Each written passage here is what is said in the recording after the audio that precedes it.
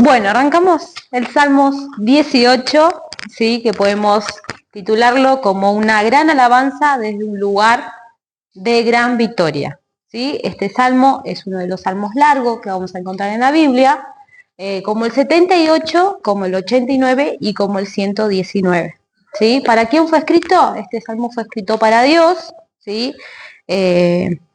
Lo cual David acá se menciona como siervo de Jehová, y en el subtítulo ahí vamos a encontrar que él cuenta la ocasión en la cual escribió este salmo, y fue más o menos cuando Saúl muere y él empieza todo el proceso de la entronización, ¿no?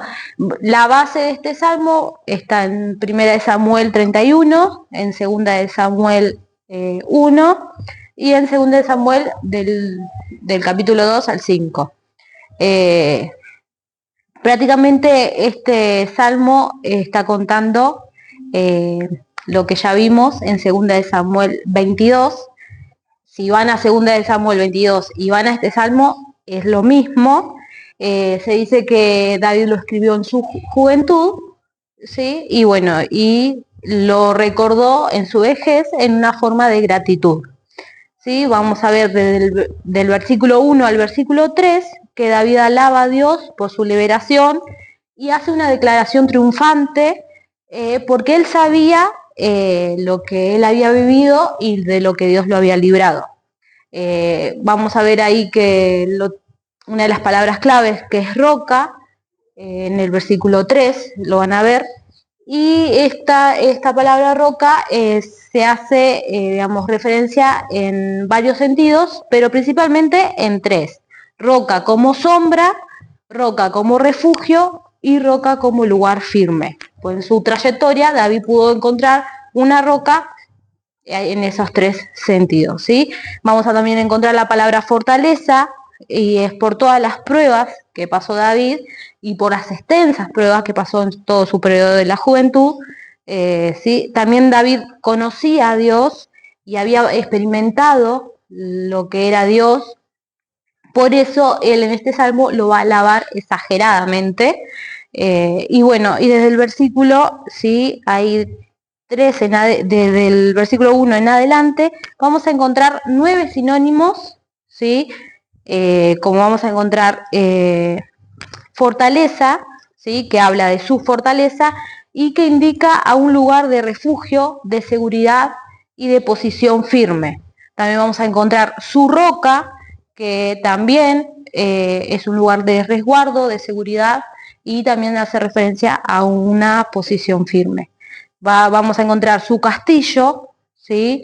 Vamos a encontrar su libertador, que su libertador viene a ser el que le abrió una vida de escape, una nueva vida a David, que lo sacó de lo que era un pastor de ovejas a todo lo que fue. Su Dios, porque Dios es fuerte, y no solamente un Dios para adoración, sino que un Dios donde puso fuerza en su alma y lo levantó en muchas circunstancias. Vamos a encontrar otra vez la palabra su fortaleza, pero esto no es la misma que encontramos la primera vez, sino que es diferente porque esta palabra es una palabra hebrea que significa fuente. Entonces podemos decir que David encontraba en Dios esa fuente inagotable. Vamos a encontrar su fuerza, ¿sí? Que, bueno, significa su fuerza y defensa, y su alto refugio, que David encontraba su torre fuerte ahí, su refugio, y donde él se podía sentir protegido. Del versículo 4 al 6 menciona el peligro que hizo David, que hizo que él clamara a Dios, donde vamos a encontrar la palabra amenazaba, que se sentía amenazado de muerte, y torrentes de perversidad. Del versículo 7 al 15 vamos a encontrar la majestuosidad de la liberación de Dios que trajo hacia la vida de David, donde describe la liberación, que menciona, van a ver la palabra temblor, terremotos, donde también vamos a encontrar humo subió de su nariz, que acá podemos decir que era en un momento que estaba indignado, que Dios estaba mostrando su celo. También vamos a encontrar cabalgó sobre un querubín, ¿sí? Que ahí se puede decir que cabalgó sobre un querubín, es la velocidad en la cual Dios lo libera a David. También vamos a encontrar que tronó en los cielos Jehová, que David describe la gran obra de Dios a su favor, ¿sí? Y vamos también desde el versículo 16 al 19, vamos a ver a David puesto en un lugar seguro, que cuenta cómo Dios lo libró de sus enemigos. Después del versículo 20 al 24 vamos a encontrar Dios que liberó a David debido a su justicia, y ahí vamos a encontrar a David diciendo que fue recto ante él, que tuvo manos limpias, y acá hace referencia a que él tuvo muchas oportunidades de matar a Saúl y hacerle algo a Saúl, pero no lo hizo por cuanto en su corazón era recto. Del versículo 25 al 27 vamos a encontrar un principio importante y permanente del trato de Dios para con el hombre, que es la palabra misericordia, donde Dios se muestra misericordioso con los que son misericordiosos y se muestra severo con el perverso. Aquí vamos a ver, ¿no? Donde también la palabra esa que conocemos, que dice Dios da gracia al humilde y resiste a los orgullosos.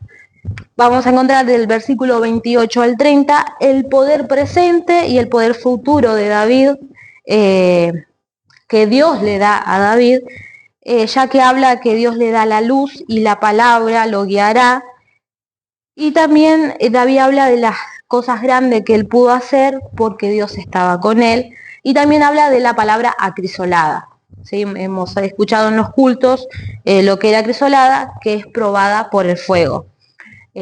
Ahí se hace referencia a toda la vida de David, que él fue probado en todas las áreas y en lo personal, en las experiencias que tuvo, en todo lo que él vivió. Y Dios, bueno, hasta ese momento lo bendijo. Del versículo 31 al versículo 36 vamos a encontrar que Dios le da fuerza y habilidad a David, donde David celebra la realidad del Dios de Israel ante las otras naciones, y ahí vemos cómo la fama de Dios se extendió a las naciones que rodeaban Jerusalén, que tenían otros dioses, pero se hizo tan famoso el poder de Dios, guardándolo, guiándolo en todas sus peleas, en todas sus victorias, que, bueno, David se hizo fuerte. Y relata también, ¿no? En base en 2 Samuel 8, de cómo él venció todas las guerras, ¿no? También habla y vemos la benignidad de Dios, por cuanto David, por cuanto Dios escogió a David, que vemos la benignidad cuando lo sacó de ser un simple pastor, que consoló su alma cuando Saúl lo perseguía, cuando comió el pan del tabernáculo, por cuanto eso estaba mal visto, pero la benignidad de Dios estuvo sobre él y no le pasó nada. En esa amistad que tuvo con Jonatán, ahí vemos la benignidad en varias partes de la vida de David, y vemos ese Dios bueno que lo guardó, aun cuando se mencionaba de ese enfrentamiento que tuvo que Abigail intercedió entre Nabal. Aún ahí vemos la benignidad de Dios guardándolo, y bueno, y cuando se hizo pasar por loco en frente a los filisteos, Dios fue bueno, ¿sí? Y bueno, y mostró su benignidad sobre David. Del versículo 32 al 42 vemos que Dios le da a David la victoria sobre sus enemigos, y David celebra todas las victorias pasadas que Dios le dio. Del versículo 43 al 49, Dios establece el trono de David, por cuanto David lo obedeció, y este versículo, ¿sí? El 18:44, se compara cómo nosotros deberíamos ser en esa obediencia a Jesús, ¿no? A Dios. Y el versículo 50 termina: Dios bendice a su rey ungido, y donde David hace saber que él sabía que Dios lo había bendecido para ser rey y para ser su rey, y no un rey propio por él, un rey que se elegía a él como quería, sino que él seguía lo que Dios le permitía, y él tenía fe en que Dios le iba a permitir que su descendencia seguiría con el reinado. Este capítulo 18 también se dice que es uno de los significados mesiánicos, ¿sí? Donde vemos en todo el correr de todos estos versículos, las imágenes de Jesús. Podemos ver que del versículo 1 al 6, ¿sí? se hace se sugiere de que es a la muerte de Jesús, donde me rodearon ligaduras de muerte. Bueno, ahí se hace referencia que es una palabra mesiánica, por eso también desde el versículo 7 al 18, donde habla la tierra fue conmovida, envió desde lo alto, me sacó de las muchas aguas, eso se hace referencia a la resurrección de Jesús. Del versículo 19 al 27, que habla porque yo he guardado los caminos, fui recto, por lo cual me ha recompensado Jehová, conforme a mi justicia, eso sería la exaltación de Jesús. Y del versículo 28 al 42, que dice, perseguí a mis enemigos y lo alcancé, sería la victoria que tuvo Jesús. ¿Sí? Y del versículo 43 al 50, que habla de me has hecho cabeza de naciones, vendría a ser sobre el reinado de Jesús. Esto así cierra el capítulo 18. Está lleno de canciones. Bueno, continuamos en el Salmo 19. El título nos dice el autor como la audiencia del Salmo.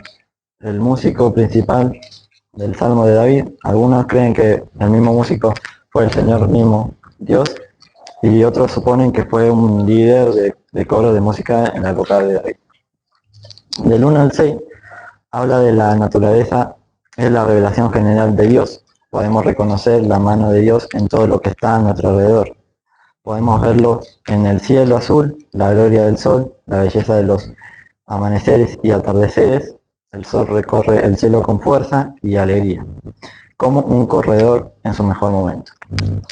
Del 7 al 9, el carácter glorioso de las palabras de Dios, descrita de 6 formas. Era 7, pero no encontré la séptima.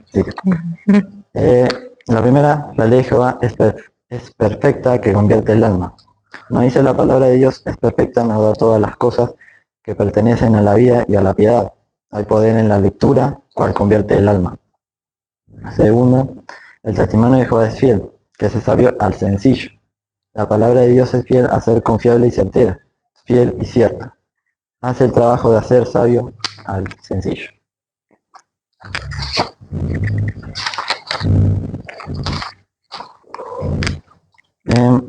Tercera, los mandamientos de Jehová son rectos, que alegran el corazón.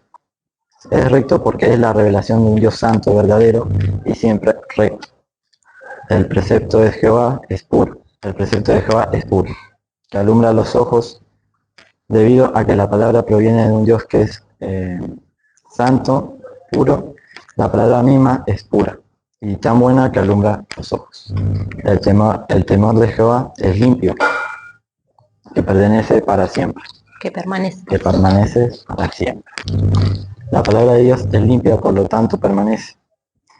Nunca se desvanecerá, ni se correrá, ni disminuirá. Debido a que la impureza es limpia y hace limpio. Los juicios de Jehová son verdad, todos justos. Al que declaró las palabras de Dios son verdad. No hay nada falso o injusto en su palabra. Esas son las 6 formas que encontré. O sea, eran 7, pero no me acuerdo la séptima. O sea, no me acuerdo, no la encontré. 10 y 11, el gran valor de la palabra de Dios. Deseables son más que el oro, incita que ninguna cantidad de dinero o riqueza llamarían su atención y afecto más que la palabra de Dios. Y así también más dulce que la miel. Y también es muy necesaria a la amonestación y así también los peligros que no vemos. peligros que no vemos a futuro, peligros que no apreciamos, etc. Y 12 y 13 dice, ¿quién podrá discernir sus propios errores? Líbrame de lo que me son ocultos. Guarda a tu siervo de la soberbia, para que no me domine, entonces seré íntegro y estaré limpio de gran rebelión. Acá, en la pregunta de David, reflexionó sobre las advertencias que se encuentran en la palabra de Dios, de la gran recompensa que hay al hacerlo.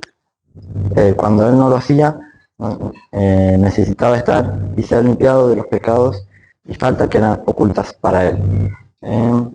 Y versículo 14. Sean gratos. 14. Sí. Sean gratos los dichos de mi boca y la meditación de mi corazón delante de ti, oh Jehová, roca mía y redentor mío. Una oración de entrega y pureza. David cerró este salmo con una humilde entrega de su boca y corazón a Dios. Sabía que la piedad no era solo cuestión de un hombre, sino también de lo que decía y pensaba según su corazón. Y así termina el Salmo 19.